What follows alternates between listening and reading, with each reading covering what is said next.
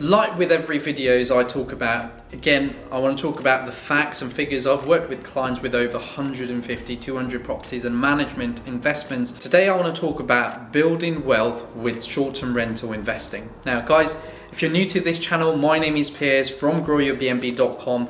We've worked with over 1,400 plus properties all over the world, from rent-to-rent models, people buying it, people doing blocks.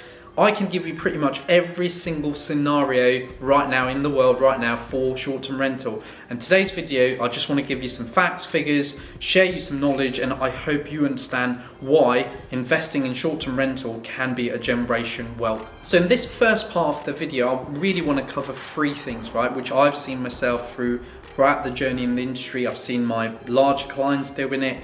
So firstly is really choosing the right investment area for yourself. If you're looking really to build that business, you need to understand that there's a different ways of choosing your investment area, the different way of choosing countries for investment area. I've got clients right now who live in the UK and have been investing abroad. You know, I've got a client in the UK investing in Lanzarote. I've got a client in the UK who's you've probably heard, but investing in Dubai.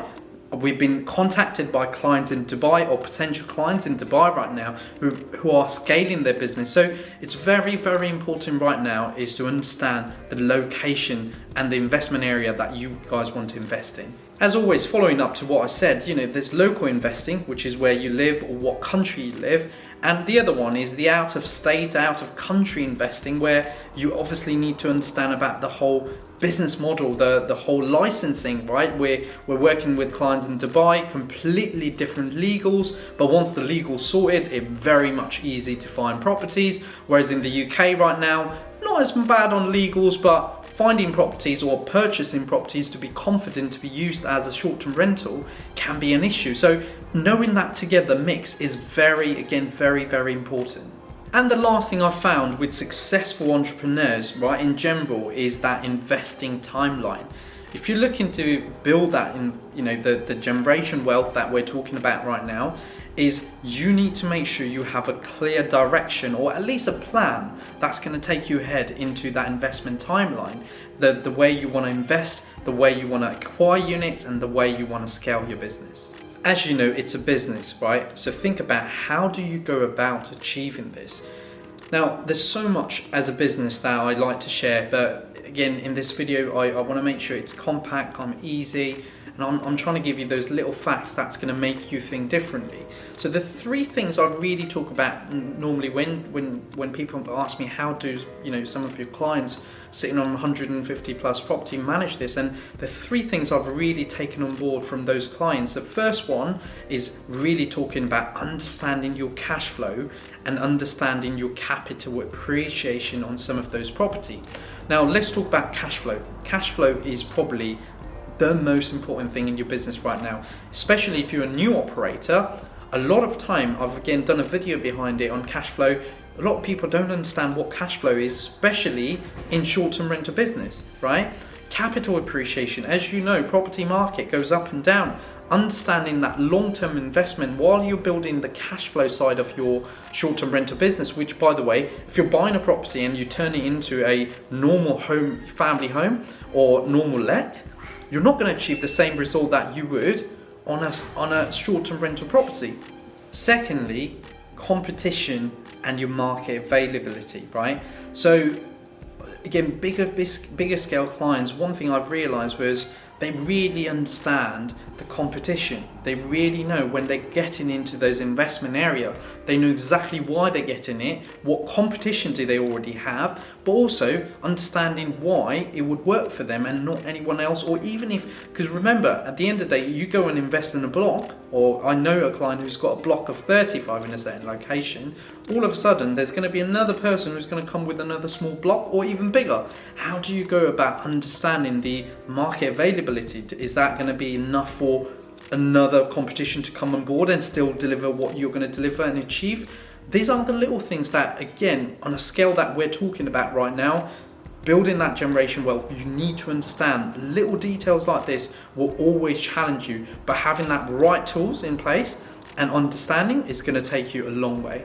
Now look, if you're scaling, and this is something that I haven't touched in my channel a lot, but some of my clients actually do a lot. Myself, I haven't done it. If you go back to my past history around owning a stage agent, I just don't fancy doing this, right? But people go around obviously working with JVs, working with investors, and actually scaling really quickly. Because to scale to a level that you want to achieve, you will need some cash. You will need some investment. And how do you go about it is by building a solid business, attracting those investors who want to invest in your business, and as a result of that, you've got to create that win-win situation. Now think about, how do you go about achieving results like this? Clients that have achieved over 100 properties, I always think about one thing firstly, the risk management or handling risk. Because the larger you get, the larger risk you're towards the business. Obviously it comes with its own reward, but you need to understand scaling to a level is all about risk management. One of the largest thing that, again, young entrepreneurs, people I've worked with, I've worked with different age group, I've worked with landlords who have been, like landlords for 20 years, accidentally got into one of their properties into Airbnb, really found out that they were doing so well, then started turning into all of their properties. And today we worked with someone who's turned most of their properties, I think we sat around 17 properties now, and slowly every single time they're turning into a short-term rental, they're coming back to us and we're launching that property. If you go back to the risk management, it's amazing how they eliminated a little bit of risk by using us to focus on getting those quality long-term bookings, because we've done this days in and days out. Being a family business, they just can't afford, again, their mortgages are very tiny because they've owned that property for years. However, it doesn't mean that they still don't face risk in the business, right? So one of the risk management they've taken into their business is by having us on board all the time, launching their properties. Every time they obviously end their tenancy with a normal tenant, they go for a refurb, they do the setup as a family, and they straight away give me a call and say, Piers, we're ready to launch this property.